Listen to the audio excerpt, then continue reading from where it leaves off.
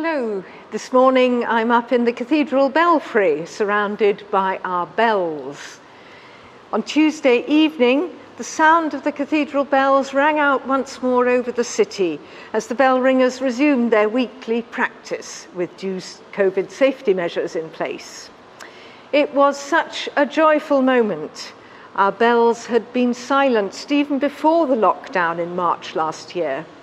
Just after Christmas in 2019, we discovered that a couple of the bell clappers needed repair, and so ringing had to be silenced.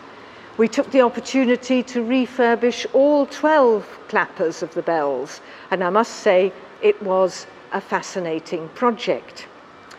Our peal of 12 bells ranged from small to large to make the different notes.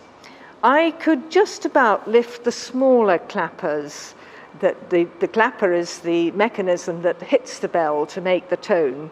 And I could just about lift the smaller ones comfortably, but the largest for the tenor bell is so heavy that it requires a great deal of muscle to move. We had 2 hefty volunteers to bring them down from the belfry in stages, and a team of 3 to take them back up, also in stages, because it was such hard work. The bell clappers were refurbished by tailors of Loughborough and painted a lovely smart red, and when they came back they had to be reset and tested. But all is well, and we heard the result of that on Tuesday. Bell ringers are much more often heard than seen. Change ringing is a great tradition which takes place in belfries throughout the English-speaking world. Bells were originally used to summon people to worship, long before clocks were invented. But when change ringing developed in the 17th century, the sound became much more complex, with many different permutations dependent on the number of bells. For instance, a peal of 4 bells can deliver 24 changes. A peal of 6, a possible 720 changes. We have 12 bells, and if my calculator is correct, they could deliver 95,008,320 changes. This would involve ringing for several days, and the Dean's postbag would be overflowing with letters of complaint.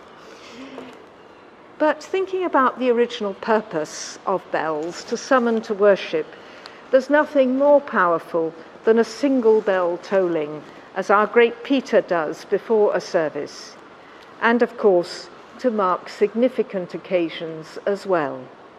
I shall never forget standing out on College Green to hear the tolling of great Peter 99 times at the Duke of Edinburgh's passing. This links us together as a community, and I'm put in mind of John Donne's famous meditation. John Donne, the 17th century poet and Dean of St. Paul's.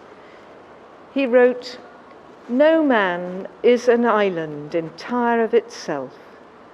Every man is a piece of the continent, a part of the main.